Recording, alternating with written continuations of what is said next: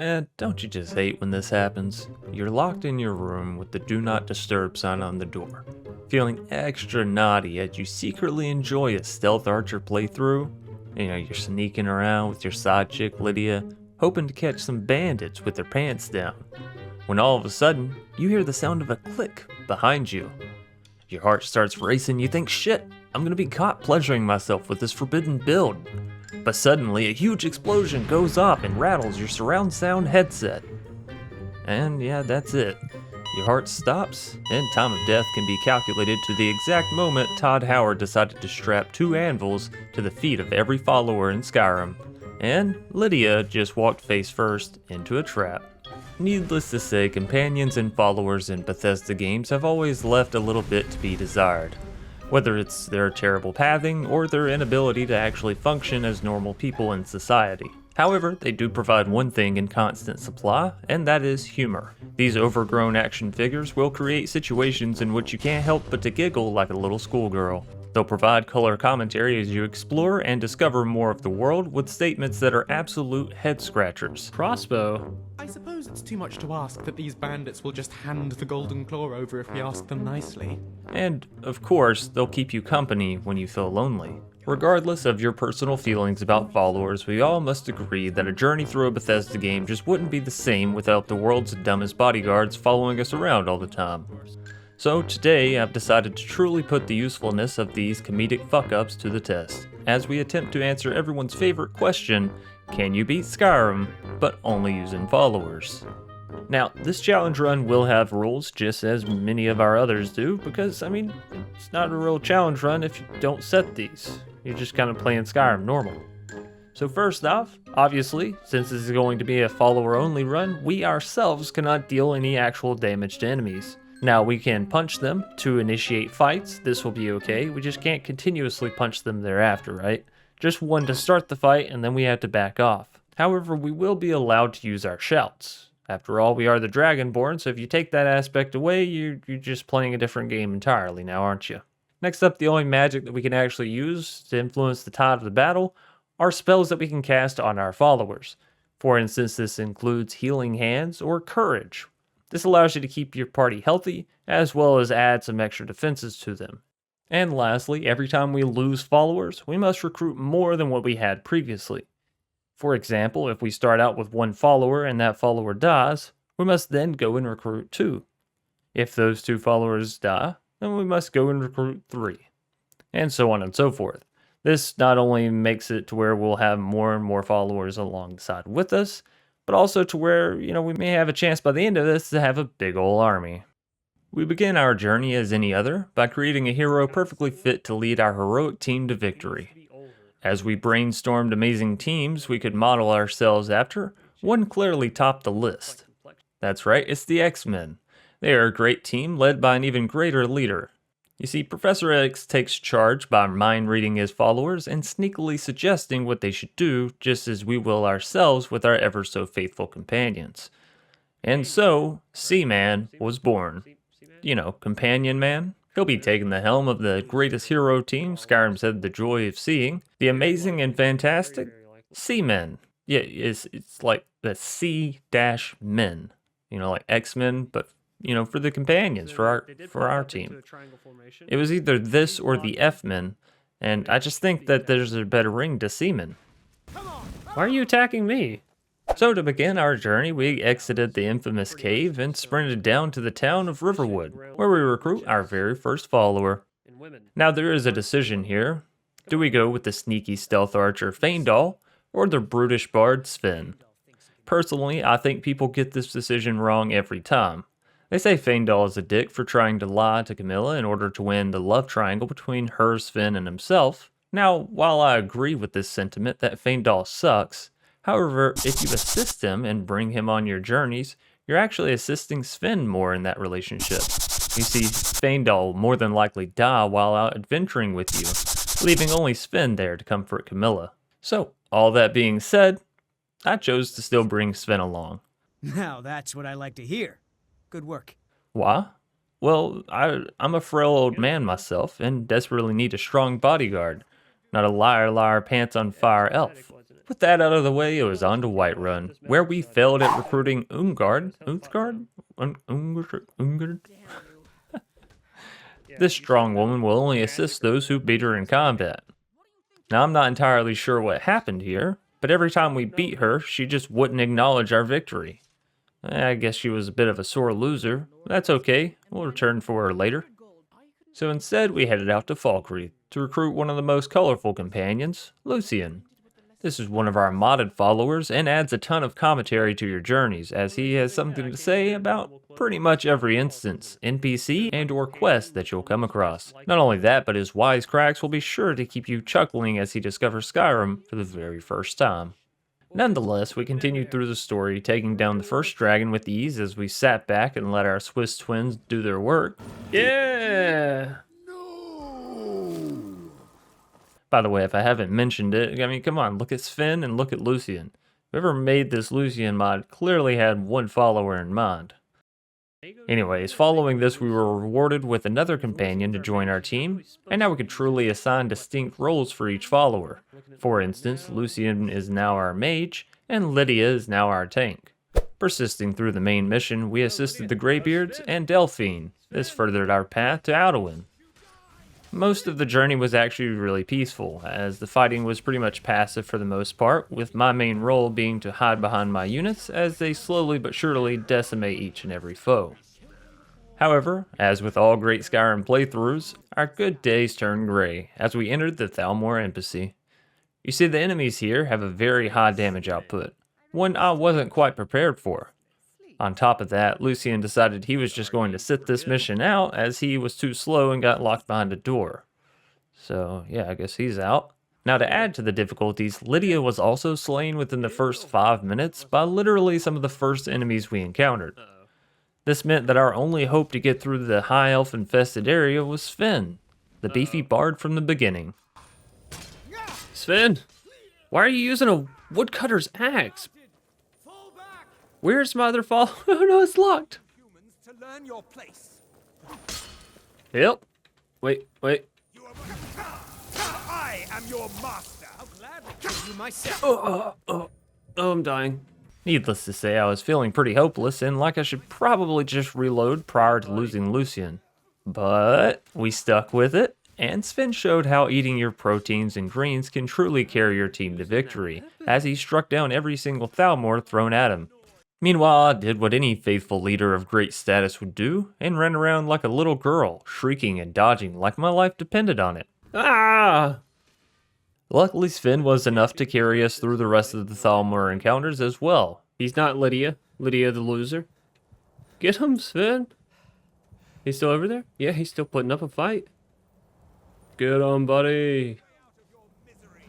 Skyrim belongs to Sven! Get him!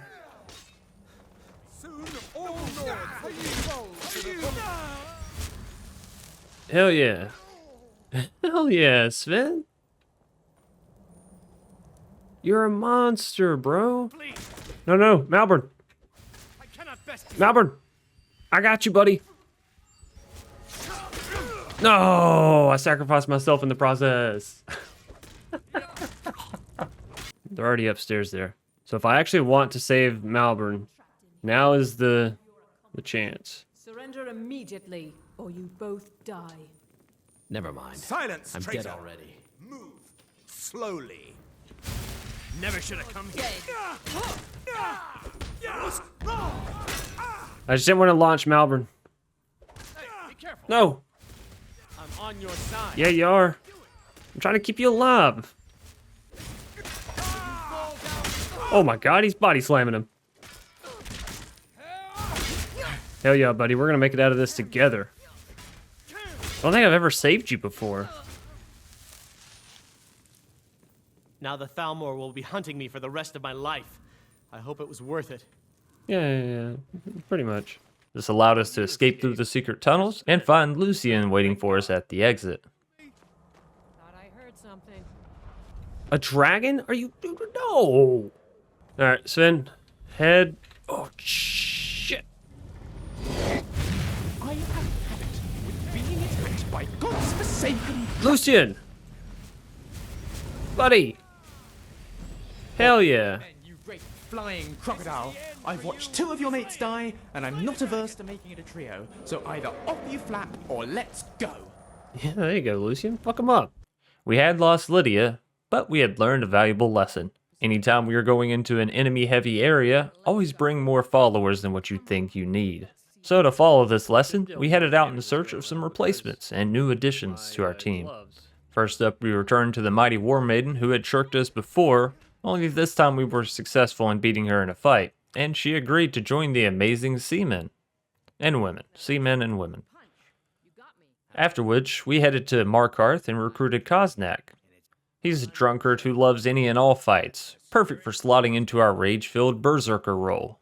And finally we recruited Mercurio, a mercenary for hire sporting mostly fire spells, but he's also pretty handy with some healing.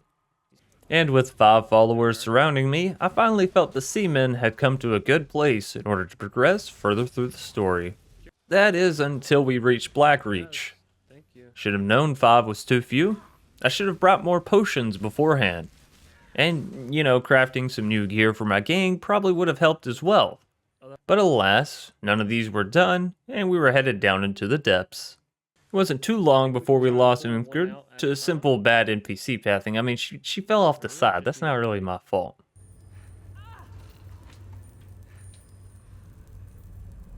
The hell was that? Somebody just die? Yeah, she's dead. Alright, well that sucks. Koznak soon followed thereafter her because, well, he tried to go fight the swarm of enemies that she fell into and obviously lost that one. No, Koznak! Oh, I knew somebody was gonna go down. Yeah, pretty bad.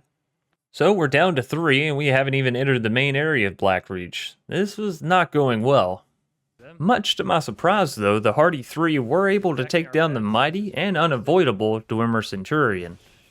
Now this Centurion was guarding the final gate into Blackreach, so once we were inside, I had the clever idea of leaving my followers behind as I stealthily trekked all the way across the dangerous enemy-filled cave. That way when I get to the end I can just call them back and nobody has to die, right? However, whenever I got to the end of the cave, I realized that Lucian wasn't able to join us due to him being a modded companion. Oh, but we can't do it with Lucian because he's not part of the follower framework. No. So I tried to summon the mighty underground dragon, you know, to distract my enemies, but instead he just beelined it straight for the seamen. So yeah, that kind of sucked. Look, guys, we weren't supposed to fight the dragon. This was a plan gone wrong. And now, with a heart filled with dismay, we had to leave Lucian behind in the Thalmor-infested caverns. But we did manage to get the Elder Scroll, so all in all, you know, that's still a mission accomplished for the heroes. We just lost a lot along the way. With a broken battalion, it was time once again to recruit some fierce, mighty, and most importantly, easily swayed followers. 500 gold? Yeah, I'm willing to die for you. This time I wanted my army to be even stronger than ever. So instead of stopping at 5, we grabbed an extra 2. This allowed us to run 3 upfront tanks, 2 archers, and 2 mages. So at this point, we're basically a World of Warcraft raiding party. Allow me to punch you just a little bit harder than you punch me. I win. Now that was a punch. If it's a mercenary, my blade is sharp and I thirst for battle. Onward then. Oh, here it is. By blade or... What dangers and wonders shall we discover in the frozen waste? Blade, you have chosen wisely. Lead on. Alright, now we're just gonna... So now it's time to put our heroes to the test once more as we go to face down Alduin. And much as one could have guessed, it was a cakewalk. I'd finally figured out how to get my followers to heal one another, and we had constant damage raining in from all different forms. With the big lizard bastard on the run, it was time to swiftly follow him and finish him off. That is, after we settle a kitty debate amongst the Skyrim's biggest baby club, of course. Never understood this part of the campaign, and you know, I explained this on stream, but you literally have to go talk to people for like 6 missions straight, all while doing nothing. You're just running around the world, teleporting back and forth. Or if you're one of those people that's a masochist and doesn't like to use fast travel, then you're actually having to walk it. So, yeah, you know, good luck with that. Finally, with Oda being summoned and lured into the trap, just like a coyote running into a fake wall, with a spectacular 7, plus their mighty old and half-blind leader, hopped on and soared into the sunset, destined to be recorded in history as saviors of the universe. Getting through the final Draugr dungeon is always a tricky situation, but this time, with an army of degenerates at my back, we mobbed through the place, moving at record pace. However, that still didn't stop the Dragon Priest at the end from one-shotting my dumbass for getting too close. And, you know, we did also lose Stenvar during the fight, but, you know, I mean, that's okay. We just hired him a day ago, so, I mean, this really just makes payroll easier on me. Any hoosers, we dove into Sovereign Guard, just as always, to be taken to the best empty player zone a game has ever seen. I mean, seriously, there's absolutely nothing to do here except for get 2 items that are unobtainable anywhere else in the game. Now, you might think those items are pretty good, but it's actually just some, like, roast ox head and ox leg. So they don't do anything other than look cosmetically pleasing and maybe, you know, sate your appetite. Now, criticisms aside, it was time to face down Adoween for real. And this was actually one of the harder times that we've ever fought this guy. His random meteorites destroyed my army in no time flat, and his fire breath was a damn near one-shot for some of my followers. It was a much longer battle than I ever anticipated, given we had 9 people attacking him all at the same time. I just assumed that, you know, his health bar would be going down a little faster. So it kind of made the fight interesting. I'm kind of happy that this is the note that we got to end on. I was bouncing around, healing people, worrying, screaming. It was everything that you really want from a final boss battle. However, by the end of the bloody encounter, we had lost one very important follower. And that, ladies and gentlemen, is Finn. That's actually kind of sad, because Finn was literally with us from the beginning. Oh no. Seriously, he was the only one that made it all the way through the journey with us. And he died in the final seconds of the final fight. That's a little sad. But just as we lay our immortalized friend's Finn in the ground, we also close the casket on this challenge. Because, ladies and gentlemen, we just beat Skyrim using only followers. Now, like I said throughout the challenge, this was definitely easier than our last run. However, it was hilarious and entertaining in a whole new way. So, if you enjoyed, I do hope you give this a go yourself. And of course, check the description for any mods you might have curiosities about. Any hoosers, if you enjoyed, be sure to subscribe to keep up to date with any future videos, and of course check out our Twitch channel.